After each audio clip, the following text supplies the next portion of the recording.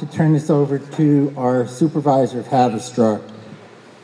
Thank you, Greg, and thank you everyone for coming out tonight. I really do appreciate it. I think all of us do, and all the elected officials. You know, when this process was first proposed, we were very skeptical.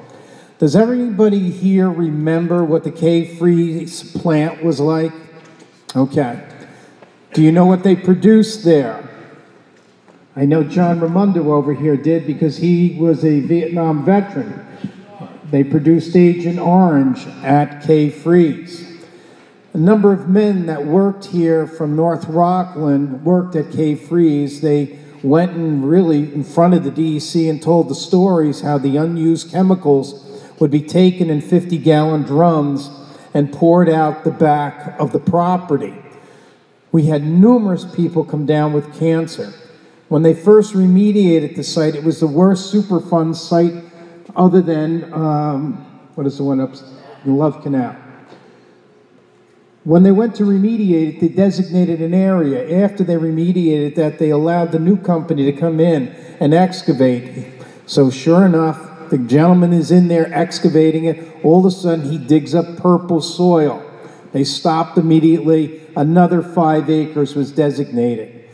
This has a history of just being one of the worst sites in the world. Now keep in mind, when this was first brought to our attention, they came, they knocked on our doors, they sat down with us. We were extremely skeptical. We said, well, how many tons a day? First they began with 3,000 tons a day. So we said, well, what does that mean in trucks? They said, oh, it could mean somewhere around 300 trucks a day. We said, fine. A little later on, we started asking for more information. The information came so slowly, and it really wasn't accurate. We sat down with them a second time. They told us, well, we're now talking about 4,000 tons a day of New York City garbage. And we kept saying to them, where in the world does this process exist, where you can do 4,000 tons, incinerate it, produce a biofuel, and then, truck it out of here? They couldn't show us anywhere. They said, we believe there's a place up in Canada that it's successful in. So we said, give us the information. Never gave us any information. They came back again. We said, well, we now have a plant in Vero Beach, Florida. We said, well, what is that plant like? Very little information. So we went and did our own study. Vero Beach was a pilot program. It was less than 200 tons a day. Less than 200 tons a day. Less than 4% was municipal waste. The rest of it was vegetative waste. Florida has a growing season 12 months out of the year. Vegetative waste is completely different than municipal waste. It disintegrates at different temperatures, it burns at different levels, but even still, they couldn't make that plant work. And it's a big scandal in Florida because they received over $100 million in federal and state grants, and they had nothing to show for it. When we finally got the documents, only because they submitted them to the DEC, we had our attorney, Steve Silverberg. I don't know if anybody knows him. He's one of the top attorneys, environmental and land use attorneys in the state. So he started digging through the information. So all of a sudden, the 4,000 tons now was up to 4,800 tons. Now it's back down to 4,500 tons. But what you need to know is the process itself can only take in 4,000 tons a day. That means there's at least 500 tons of garbage a day that they're going to leave sitting on the floor somewhere.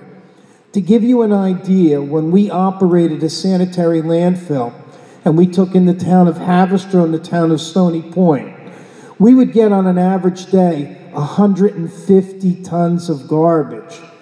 People don't realize what 4,500 to 4,800 tons a day is. It's a quasi-fresh kills landfill. That's what we're looking at. Have you been down on 9W between 3 in the afternoon to 6 o'clock? It's like a parking lot at times. These people were going to be taking in trucks down 9W, 18-wheelers. If you talk to anybody in the business, and I'm chair of the Rockland County Solid Waste Authority, you know you never get a full load in a truck. They're compacting the garbage down, and the only thing transfer stations want to do is get those trucks out of the transfer station. So you're easily talking 400 trucks, one way, 400 the other. Then you have the recycling end of it. Then you have the bioproduct end of it. None of this makes sense at this site, especially since it's going to be up against minority neighborhoods. And that's another thing that we really got very upset about. Two things you should know. The town of Stony Point prohibited incineration in their code. When we challenged that, they called a moratorium, and during the moratorium, they removed the prohibition of incineration. But they're also saying that it's not incineration. If you take municipal waste and reduce it to ash, I don't know how it's not incineration. So these are the things that you should know. We had a rash of cancer at the West Haverstraw Elementary School back in the 1990s. And a lot of us believe it could be attributed to what happened at the K-Freeze site. You have an elementary school there, you have a senior citizen complex. You see on that photo, and I think that's a great photo of showing it behind ShopRite, they are proposing not one stack, but multiple stacks. And these stacks are not very high. So whatever goes up in the air is going to come down in the same close proximity. Now, you know the schools and the senior citizen complex have been a very big intake fans. So does ShopRite, the new one that's built there, but so does Helen Hayes Hospital. That's another vital part of our community.